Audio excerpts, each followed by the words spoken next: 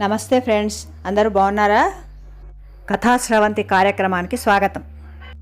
అందమైన కథల సమాహారమే ఈ కథాశ్రవంతి కార్యక్రమం. మంచి కథలు మీకు అందించాలనే మా ప్రయత్నానికి సహకరించండి.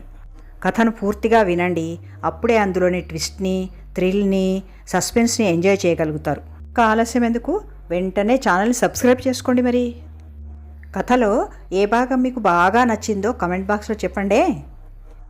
కథను లైక్ చేయండి, కామెంట్ చేయండి. అందువల్ల ఇంకా కొంతమంది కథాప్రియులకు ఈ కథ చేరే అవకాశం ఉంటుంది. కథాశ్రవంతికి స్వాగతం. నేటి కథ చిలకమ్మ చదువు. రచన రవీంద్రనాథ్ ఠాగూర్. అనుసృజన శివాజీ. ఇక కథలోకి వెళుదాం. అనగనగనగా ఒక చిలుక ఉండేది. అది ఉట్టి మూర్ఖురాలు. దానికి పాడటం వచ్చు కానీ శాస్త్రం ఒక్క ముక్క రాదు. ఎప్పుడు ఎగరడం, గెంతడం తప్ప క్రమశిక్షణ అంటే దానికి ఏం తెలీదు. అడవి పళ్ళు తినే పక్షి మా పళ్ళ బజార్కు చేటు తేవడానికి వచ్చినట్టుంది అనుకున్నారు రాజుగారు. మంత్రిగారిని పిలిచి ఈ పక్షికి చదువు నేర్పండి అని ఆదేశాలు జారీ చేశారు. రాజుగారి మేనల్లులకు ఆ పక్షికి చదువు చెప్పే బాధ్యత అప్పగించబడింది. రాజు పండితులందరితో కొలువుదీరాడు. వాదోపవాదాలు జరిగాయి. ఈ పక్షి ఇలా నిరక్షర కుక్షి కావడానికి కారణాలేమిటి అని పండితులందరూ తీవ్రంగా చర్చించారు. చివరకు మహాపండితులంతా ముక్తకంఠంతో ఒక నిర్ణయానికి వచ్చారు. ఈ పక్షి గూడు చాలా చిన్నది. దీని గూడు ఎంత చిన్నదంటే ఇందులో విద్య లాంటి బరువైన వస్తువు పెట్టుకొనడానికి చోటే లేదు.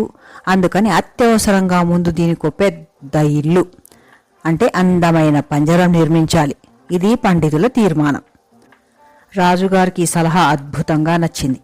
మరి ఎక్కడెక్కడి మహాపండితులు తమ తార్కిక పాటవంతో చర్చించి చేసిన సలహా ఇది. రాజుగారు పండితులందరికీ అంతులేని దక్షిణలిచ్చారు.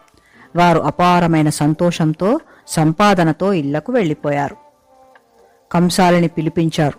పంజరం పని అప్పగించారు. పంజరం అద్భుతంగా తయారైంది. దాన్ని చూడడానికి తండోపతండాలుగా ప్రజలు రాసాగారు. వచ్చిన వారు సౌందర్యమర్మం తెలిసిన రసజ్ఞ శిఖామణులు గదా, అందువల్ల ఒక్కొక్కరు ఒక్కో రకంగా వ్యాఖ్యానించారు. ఇంత మంచి పంజరంలో ఇక చదువు రాకపోవడమేమిటి అన్నారొకరు. చదువు లేకుంటేనేం పంజరం తయారైంది అన్నారు ఇంకొకరు. ఆ పక్షి భాగ్యం కాకపోతే ఏమిటండి ఇదంతా అని చమత్కరించారు మరొకరు. కంసాలి పంట పండింది. సంచుల బహుమానాలు దక్కాయి. మళ్లీ పండితులంతా బారులు తీరి కూర్చున్నారు. నస్యాలు ముక్కుల నిండా దట్టించారు.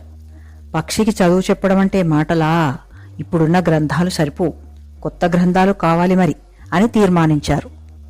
ఇంకేముంది, ఎప్పుడెప్పుడా అని కూచున్న రాజుగారి మేనల్లుళ్ళు తక్షణం రాతగాళ్ళని పిలిపించారు. వారు మాత్రం ఆవురావురుమంటూ లేరేమిటి, గ్రంథాలు రాసే పని మొదలైంది. వాటికి నకళ్ళు తీస్తున్నారు. ఆ నకలుకు నకళ్ళు తయారవుతున్నాయి.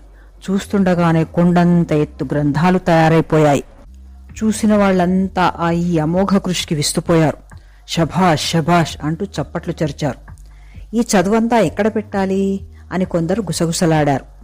రాతగాళ్లందరికీ మంచి పారితోషికాలు లభించాయి. ఎడ్ల బళ్లన్నీ ఆ పారితోషికాలతో నిండిపోయాయంటే నమ్మండి, ఎద్దులు ఇళ్ల వైపు పరుగులు తీశాయి. ఇప్పుడు రాజ్యంలో రాతగాళ్ల ఇళ్లన్నీ సిరి సంపదలతో కళకళ్లాడుతున్నాయి. ఒక్క లోటుంటే ఒట్టు. ఇప్పుడు రాజుగారి మేనోళ్ళకు మరో సమస్య వచ్చిపడింది. ఈ బంగారపు పంజరాన్ని కాపాడాలి. అది లేకుంటే చిలక చదువు కుదరదు. ఇంకోవైపు మరో సమస్య కూడా వాళ్ళ నెత్తిన ఉంది. వాళ్ళు ఎన్నో పనులు చేయాలి. మందిరాన్ని, పరిసరాల్ని శుభ్రంగా ఉంచాలి. అవసరమైన మార్పులు చేయించాలి. మరమ్మతులు చేయించాలి. అయినా వాళ్ళు అద్భుతంగా, అత్యంత సమర్థవంతంగా ఈ పనులు నిర్వహిస్తున్నారు. పంజరం ఎప్పుడు తళతళ్లాడుతుంది. అందరూ ఈ ఆర్భాటమంతా చూసి పని మహావేగంగా జరిగిపోతుంది అని చెప్పుకోసాగారు. ఇంత భారీ పని కోసం ఎందరో పనివాళ్లు కావాలి గదా. ఎక్కడెక్కడి మనుషులు, నిపుణుల్ని పిలిపించారు. ఈ ఘనకార్యంలో వేలాది మంది నిమగ్నమైపోయారు. రోజు రోజుకి వీళ్ల సంఖ్య పెరిగిపోతుంది. ఆ పనివారి మీద నిఘా కోసం మరికొందరు పనివాళ్లు, వీళ్ళందరి జీతాలు చెల్లించడానికి, లెక్కలు రాయడానికి ఇంకా కొందరు పనివాళ్లు వచ్చారు. జమా ఖర్చుల కోసం రిజిస్టర్లు పెట్టాలి. వీటిని అక్షరం తప్పుపోకుండా నింపుతున్నారు. ఈ మహత్కార్య పరిశీలన కోసం చూడడానికి రాజుగారి బంధువులు విచ్చేశారు. మామయ్యల కొడుకులు, అత్తయ్యలు, బాబాయిల పిల్లలు ఒకరేమిటి ఎక్కడెక్కడి వారు వచ్చి అంతఃపురాల్ని సైతం ఆక్రమించుకొని పరుపులు పరుచుకొని హాయిగా విశ్రాంతి తీసుకోసాగారు. వాళ్ల మర్యాదల కోసం మళ్లీ కొత్త కొత్త నౌకర్లు కావాల్సి వచ్చారు. అందరికీ జీతాలు సక్రమంగా అందుతున్నాయి. అయితే ఏం లాభం? ఈ లోకంలో విమర్శకులకి, వ్యాఖ్యానించే వాళ్ళకి కూడా లోటు లేదుగా. నిందించేవారు కొల్లలుగా. వీళ్ల నోళ్లకు తాళాలు లేవు. కాబట్టి పంజరం మాత్రం తళతళలాడుతోంది. పక్షిని పట్టించుకునేవాడే లేడు. అంతా హంగామా తప్ప అసలు పని పిసరంతైనా లేదు అని కొందరు గుసగుసలాడసాగారు. రాజుగారి చెవికి ఈ పుకారు సోకింది. ఆయన తన మేనల్లుళ్లలోకెల్లా ఉత్తముడైన మేనల్లుడిని పిలిచి, నా ముద్దుల తండ్రి, నేనేం వింటున్నాను నాయనా అన్నారు. ఆ మేనల్లుడు తన సహజ ధోరణిలో, మహారాజా, తమరు సర్వేశ్వరుని వలె సర్వజ్ఞులు, మీకు తెలియని సత్యం లేదు. అయినా మీరు మళ్లీ వాస్తవం తెలుసుకోదలిస్తే కంసాలుల్ని పిలవండి, పండితుల్ని పిలవండి, నకళ్లు రాసిన వాళ్లని, మరమ్మతులు చేసిన వారిని, కాపలా ఉన్నవారిని ఎవరినైనా పిలిపించండి. ఈ నిందారోపకులు వట్టి పనిలేని దొంగలని మీకే తెలుస్తుంది. వాళ్లకి ఈ మహత్కార్యంలో ఏమీ గిట్టుబాటు కావడం లేదు. అందుకే ఇలాంటి నిందలు వేస్తున్నారు అని విన్నవించాడు. రాజుగారి సమాధానం విన్నాక పరిస్థితిని మరింత సమీక్షించి లోతుపాతులు స్వయంగా అంచనా వేశారు. తన మెడలోని అమూల్యహారం మేనల్లుడి మెడలో వేసి సత్కరించారు. ఇలా పక్షి చదువు దినదినాభివృద్ధి చెందుతోంది. పక్షి చదువుని స్వయంగా పరిశీలించాలని ఒకరోజు రాజుగారికి ముచ్చటేసింది. అత్యంత విశ్వాసపాత్రుడైన మంత్రిని, దివానుని, కొద్దిమంది మిత్రుల్ని వెంటబెట్టుకుని చిలుక విద్యాలయం వైపు బయలుదేరారు. రాజుగారి ఆగమనం అంటే మాటలా? విద్యాలయం గుమ్మం దగ్గరే వాద్యాలు మ్రోగాయి. శంఖారావాలు, ఘంటా నినాదాలు మిన్నుముట్టాయి. డోళ్లు, తప్పెట్లు, మద్దెళ్ళు, నగారాలు, బాణాలు, వేణువులు, చప్పట్లు, ఆ ప్రాంతమంతా మార్మోగిపోయింది. పండితులు కంఠాలు చించుకుంటూ, పిలకలు ఊపుకుంటూ మంత్రాలు వల్లించసాగారు. మేస్త్రీలు, కూలీలు, పనివారు, రాతగాళ్లు, కాపలాదార్లు, బంధుగణాలు ఉచ్చైస్వరంతో జయధ్వానాలు పలికారు. మహారాజా, మా శ్రమ మీ రాకతో ఫలించింది. మేము చేసిందంతా తమ కళ్ల ఎదుటే ఉంది. తమ నేత్రాలు సర్వాంతర్భాగాల్ని కూడా శోధించగలవి, రహస్యాల్ని ఛేదించగలవి. తమ వద్ద ఎవ్వరూ ఏమీ దాచలేరు గదా అంటూ పెద్ద మేనల్లుడు ముకుళిత హస్తాలతో రాజుగారికి విన్నవించాడు. రాజుగారు మహాసంబరపడిపోయారు. సంతృప్తిగా వెనుదిరిగారు. తీరా రాజుగారి పట్టపుటేనుగు గడపదాటి 4 అడుగులు వేసిందో లేదో ఒక నిందారోపకుడు పొదలమాటున చేరి, మహారాజా, ఇంతకు తాము పక్షిని దర్శించారా అని ఓ అసందర్భ ప్రేలాపన చేయనే చేశాడు. రాజుగారికి ఈ మాట ఆశనిపాతంగా అనిపించింది. అరెరే, తాను పక్షిని చూడనే లేదే, ఆ ధ్యాస లేకపోయిందే అనుకున్నారు. రాజుగారి పట్టపుటేనుగు మళ్లీ వెనుదిరిగింది. రాజుగారు విద్యాలయంలోకి అడుగుపెట్టారు. మీరు పక్షికి చదువెలా నేర్పిస్తున్నారు? అసలు ఏం నేర్పుతున్నారు? ఎంత దూరం వచ్చింది చదువు? కొంచెం ఆ సంగతి కూడా చూచి వెళ్లాలని మాకు కుతూహలంగా ఉంది అన్నారు ప్రధాన పండితునితో రాజుగారు. రాజాజ్ఞ మేరకు చిలక విద్యాభ్యాస విన్యాస ప్రదర్శన జరిగింది. రాజుగారి ఆనందానికి అవధుల్లేవు.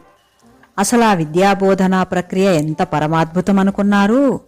సాధనా సామాగ్రి దొంతరుల మధ్య చిలుక కనిపించడమే లేదు. పంజరంలో ఒక్క చుక్క నీళ్లైనా లేవు, ఒక్క గింజైనా కనిపించదు. అందులో ఉన్నదంతా విద్యే. సకల శాస్త్ర గ్రంథాలు చింపి పేజీల గుట్టల కొద్దీ పోశారు. కలం మొనతో ఒక్కొక్క పుటని ఎత్తి చిలుక నోట్లోకి పండితులు తోస్తున్నారు. ఇప్పుడు చిలుక తన అనాగరిక పాటల్ని పాడడం లేదు. అసలది అరచి గోల చేయడమంటే ఏమిటో కూడా మర్చిపోయింది. పండితుల బోధనా కౌశలం చూసిన వారెవరికైనా రోమాలు నిక్కబరుచుకోక మానవు, శరీరం కంపించక మానదు. మూర్ఖులు దీన్ని హింస అంటే అనొచ్చు, అది వేరే సంగతి. ఎంతో సంతృప్తిగా రాజుగారు వెనుదిరిగారు. ఏనుగును అధిరోహిస్తూ ఆ పొదలమాటున ఉన్న నిందారోపకునివి పట్టి చెవి మెలిపెట్టి బుద్ధి చెప్పమని ఆజ్ఞ జారీ చేశాడు. అందులోని నిపుణుడు వెంటనే దానికి ఉద్యుక్తుడయ్యాడు. చదువు జోరుగా సాగుతోంది. పక్షి రోజురోజుకి ఈ పండిత సాంగత్యంతో చావు బతుకుల సంధిలోకి చేరుకుంటున్నది.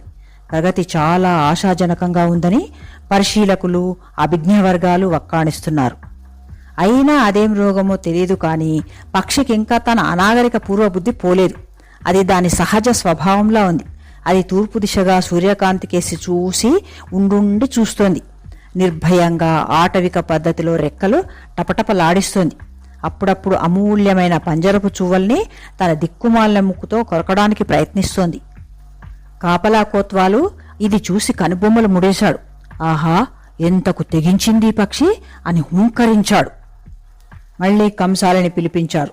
సుత్తి శానం పట్టుకొని విద్యాలయం అదే పంజరం మీద కంసాలి దాడి మొదలెట్టాడు. ఠకఠక ఢమఢమ ఆర్భాటాల మహోత్కృష్ట సంగీతం మొదలైంది. చూస్తుండగానే ఇనుప సంకెళ్ళు కూడా తయారయ్యాయి. ఇంకా చూస్తుండగానే పక్షి రెక్కలు సైతం ఖండించేశారు.